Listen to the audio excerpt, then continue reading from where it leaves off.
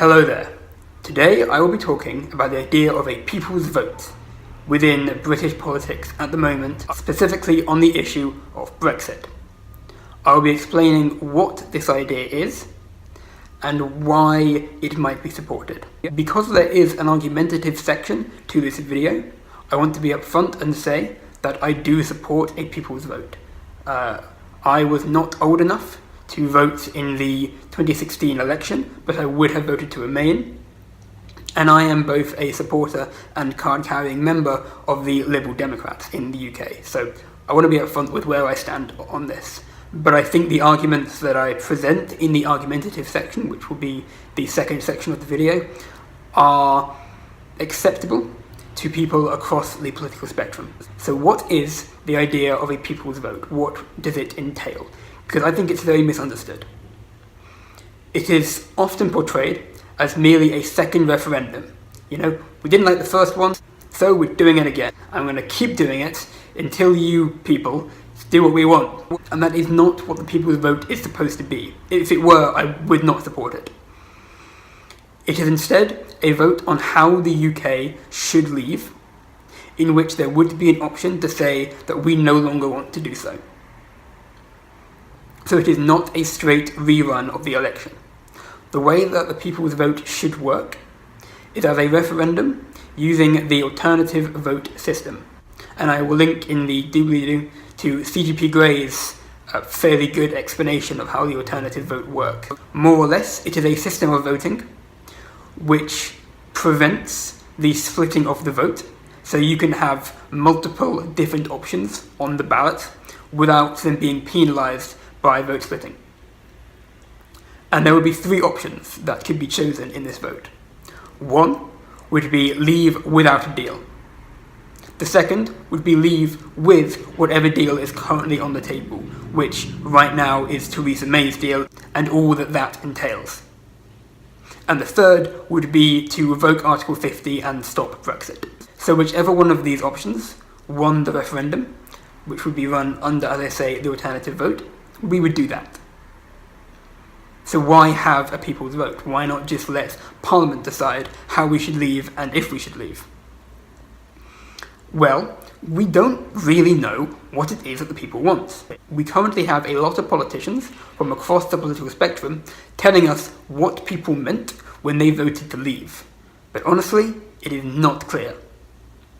During the campaign especially, it was very much not clear what Brexit would actually mean. People have, after the fact, tried to claim that it is, but I will try and present why I believe that is not the case. I will be talking about some of the proposals from the website of the official Leave campaign, the guys who were meant to be putting forward how we would leave. So number one, they state that a UK-EU trade deal could be negotiated and would be negotiated within 2 years of the vote to leave. It is 2.5 years later, and we have not even agreed on how we're going to leave, never mind the trade deal that would come after that. They propose that UK law should be sovereign over European law, that we should be able to negotiate our own trade deals, and that free movement should be ended between the UK and the European Union. All of these are incompatible with the customs union, incompatible with the single market, and even incompatible with the European Free Trade Association, which was one of the options that a lot of more moderate Brexiteers proposed during the campaign, and indeed after the campaign. Northern Ireland is not even mentioned, and Northern Ireland is now the most contentious issue in the negotiations. We have to put a border between the UK and the EU somewhere if we're going to do what the Leave campaign wants. And that has to either be in the Irish Sea or between North Ireland and the Republic of Ireland. We have to make a choice there. Otherwise, we cannot do Brexit as the Leave campaign wants. But it's very unclear where the British people would prefer that border to be. Within Ireland could start the Troubles, renewed, but between Britain and Northern Ireland creates a border within the UK that seems politically unviable. Where does the official Leave campaign stand on Northern Ireland? How do we have a trade deal with the EU that they appear to say would be somewhat similar to that of the rest of Europe, like EFTA, while also completely ignoring things that we would require to be in EFTA, like the supremacy of EU law and the free movement of peoples. This proposal makes no sense. It's completely unviable. And so it is now up to politicians to interpret the will of the people. And that is highly concerning. Isn't it better to go back and ask them, would you prefer to have a deal as is being proposed or not? Or to cancel Brexit if those two options are not to your liking? As a population, Britain is split three ways, almost certainly, between those who want to leave without a deal, those who want to leave with a deal, and those who don't want to leave at all. And it is almost certain that none of these positions hold a majority, just as none of these positions hold a majority within Parliament right now. And so a vote held under the alternative vote system is clearly the only way to find a definitive answer to this question of how and should we leave. And so yes, if presented with the actual options on the table of leave without a deal or leave with a deal, rather than the platonic, unfeasible ideal of leaving that was presented during the campaign, the people look at those options and think, I'd rather not. That seems fine. So that's the first reason. We don't know what the people want, we don't want to leave it to politicians to interpret what they want, and if presented with the actual options on the table, the people realise that they can't get what they voted for and decide to cancel Brexit. That seems completely fine with me. The second reason, though, is centred again on the Leave campaign, and this time on their campaign finance violations.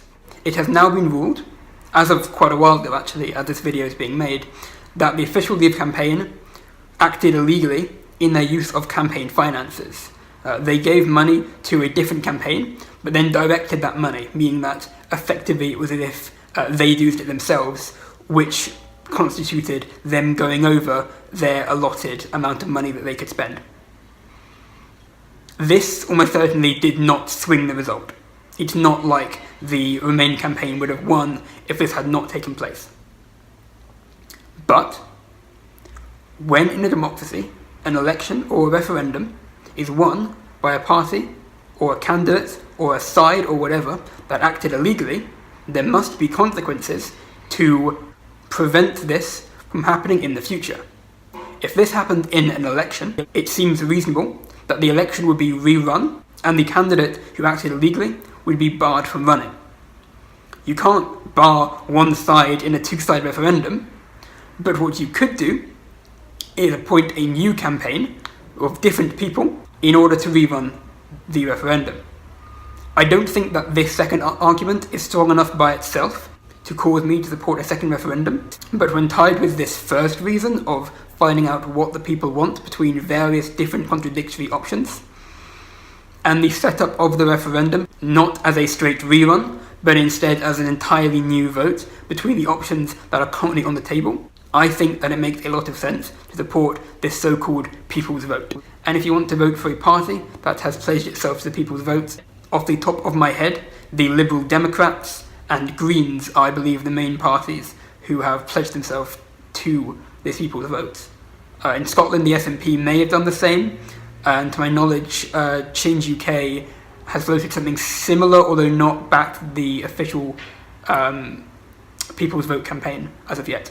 So, that is my short explanation, short-ish, of the People's Vote, what it is, and why you might support it, regardless of your particular opinions on Brexit.